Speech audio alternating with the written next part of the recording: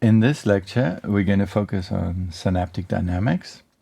In the previous, we touched briefly on the quantal size or the kinetics or the strength of a synapse, the amplitude of a synapse.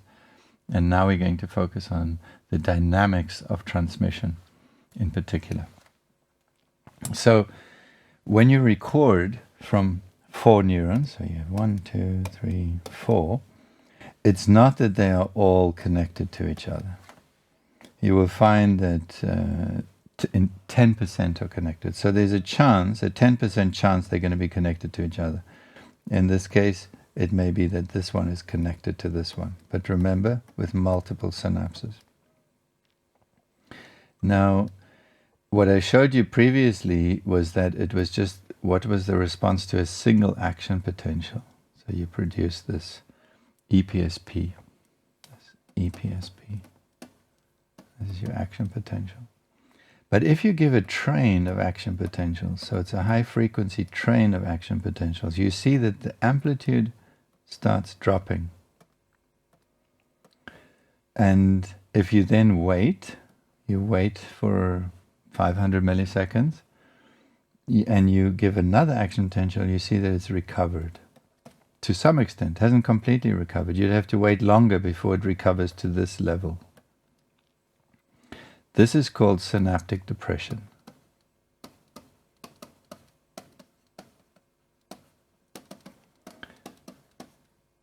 Okay, now it's extremely important because every synapse has some synaptic depression.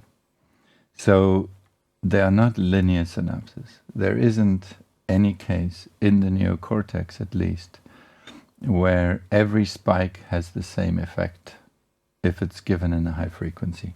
So this is synaptic depression, and so you have the conductance, which is the amplitude. How big is this response? And that's for only the first action potential, which you see here as well. And then if you give a train, you see this drop. So we call this sort of the weights, and what most people know in neuroscience and most people use in neuroscience is, and when they build models of the brain and neural network models, they have 2 neurons that are connected and they adjust the weights. This is what they're talking about, is what is the magnitude of the response when one neuron communicates with another neuron. But it is not that simple, and it's actually much more exciting that there is also an interesting dynamic in the transmission. So it's almost as if the synapse gets tired of communicating. You start communicating, it's a loud sound at the beginning, and then it gets softer and softer and softer. Now it has interesting behavior, interesting properties of synaptic depression, is that if you start off with 10 hertz, you see this kind of depression, and then you go to 20 hertz, 30 hertz, 40 hertz, and it depresses faster. If you plot it on a curve, you see that the synaptic amplitude drops significantly, and these 2 curves are actually in high calcium and low calcium. This is the low calcium case. The reason why we drop calcium is because it lowers the probability of release. So the EPSP actually starts off smaller. If the calcium is high, it starts off bigger and depresses faster. But what is interesting is that at a certain frequency, the amplitude drops inversely proportional to the frequency. It's what we call a 1 over f behavior.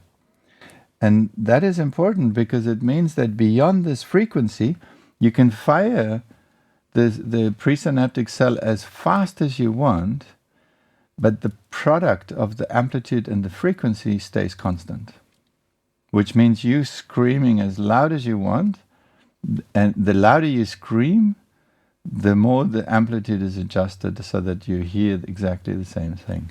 And you can see that here, the steady state amplitude plateaus. So that means that neurons have a limit in how they're communicating. You can't just jack up the volume. You can't just communicate faster and harder, there is a dynamic. It's reacting to how you communicate. And this is going to turn out to be extremely important in shaping the dynamics of neural circuits, and we believe are fundamental to the emergence of higher level cognitive functions. Now, an interesting principle, there's a few principles we've learned from this, and the first is that these are 3 cells here, there's 3 cells here, 1, 2, 3, and one cell is communicating to both these cells. So here's the action potential train from cell 1 that's communicating to the other 3. And in one cell, you can see a strong response, and in the other cell, you see a small response. And that's probably just because it's got less synapses. So it's just connecting with maybe 2 or 3 or 4 synapses, and here it may be connecting with 5 or 6 synapses. But also because the probability of release here may be low, and the probability of release here may be high. The principle here is that even though they have different amplitudes, they all show depression. They all show depression. And so the principle is that when these types of cells communicate with each other, these are layer 5 pyramidal cells, they depress. And this is going to be important, as you'll see in the next few slides. Now, what you also find is that if you have 2 of the same type of cell, and they communicate with each other, you see the depression, which is what you see here. But if it is also the same axon goes and it touches another type of cell, suddenly you see an opposite type of behavior. The synapse gets stronger and actually even gets so strong it starts firing this other cell. So this single cell can start communicating, and then it kind of warms up and it gets stronger and stronger until this cell reacts. This is called synaptic facilitation.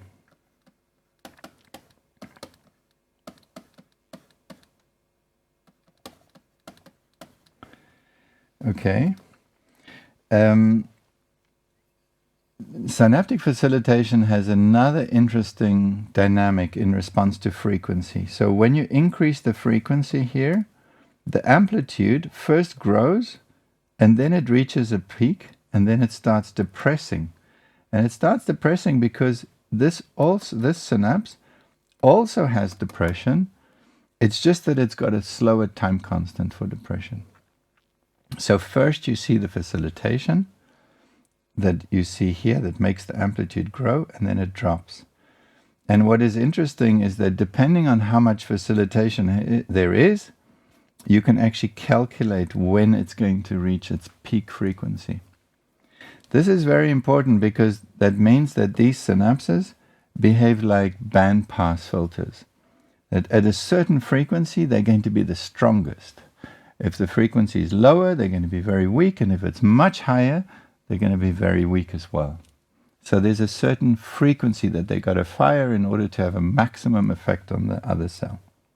What this translates into is if you have a Poisson type of firing, which is what you have when you record from neurons in the brain, actually, it doesn't look like there's any structure. It looks like there's noise. They're just firing. And if you applied that kind of firing to a presynaptic cell and you look at the response, you see wildly fluctuating amplitudes. And so you do not get a constant amplitude, which is what most people today still, even 10 years after this discovery, most people still use in neural networks constant amplitude synapses with just a weight and not with the dynamics. But this is how all synapses in the neocortex behave. Now there are 3 classes.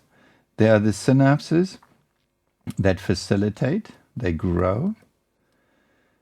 And we classify them, and you can actually distinguish them statistically. You can cluster them, and you can show that these are different classes. These will occur between certain types of cells and not between other types of cells. And then you have the depressing synapses, and then you have what we call pseudo-linear synapses. Synapses that where the facilitation and the depression are almost balanced, so that synapse can fire at very high frequencies and they only show mild depression. Now what is interesting is that if you look at a single neuron, now you have to consider that there are many different types of cells that are communicating with this cell, and each of them can use a different type of synapse.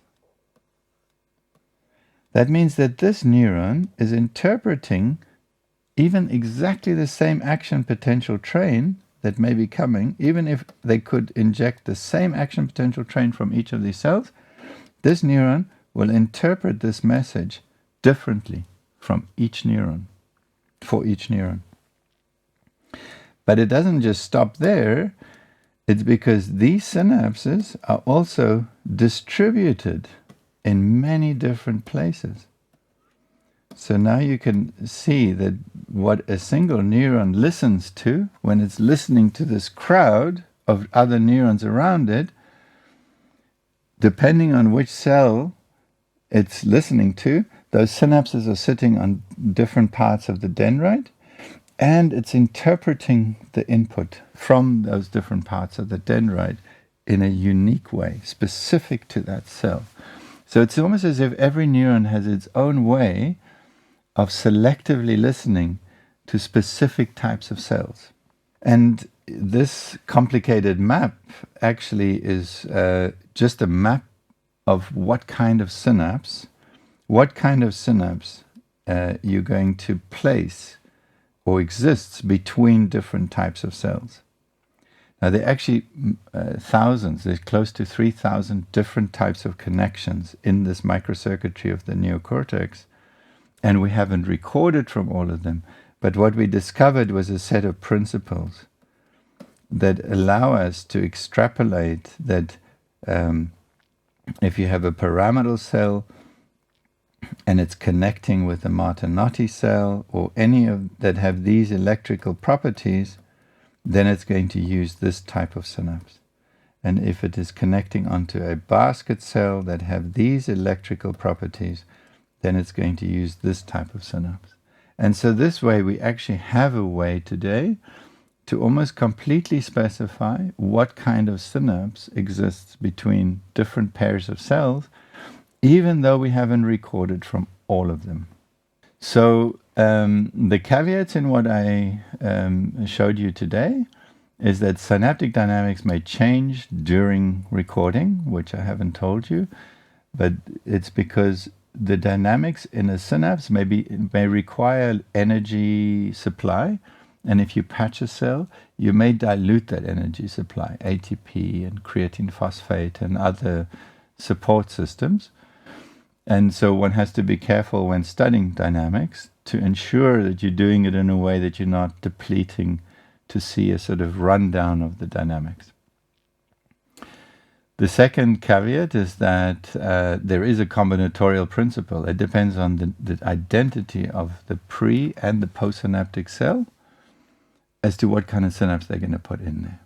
And that means that you really need to solve a very big puzzle where you have all your cell types versus all your cell types, and you have to find out what type of synapse is put between all of them. And that is not possible to do, even for a small piece of the brain, let alone the whole brain. But what is possible is to get some principles so you can infer that between this type of cell and that type of cell, they're going to place this type of synapse. The third caveat is that you need to understand dynamics, you have to stimulate the presynaptic cell with a train of action potentials. Many people stimulate with one spike, then you are blind to the dynamics.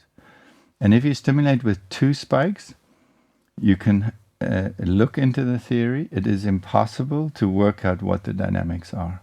So what's called a paired pulse protocol is insufficient to characterize synaptic dynamics. And that's an important caveat to remember if one wants to characterize or interpret synaptic data that one finds in the literature. Okay, so what you learned in this lecture was that there are strong frequency-dependent synaptic dynamics in all connections in the neocortex. There is no exception. Most excitatory to excitatory synaptic transmission shows synaptic depression, although there's depression between all kinds of cells. And in some, you have synaptic facilitation, typically onto certain types of interneurons or inhibitory cells. So they get activated with a delay. And then the same axon can travel and have a depressing synapse, and then the next bouton can have a facilitating synapse. So when a single neuron communicates with 1,000 other neurons, it actually has different synapses to interpret the same message. So it's like I'm sending a broadcast signal, and everybody that's listening hears something different. And then the last thing that you learned is that synaptic dynamics depends on both the pre and postsynaptic neurons. So it's a partnering. So you take any two people, it depends on the identities of the two people as to how they're going to interpret what each other are saying. Same person talks to another person, there's a different interpretation because there's a different synapse. Okay, that's it for this time. Thank you.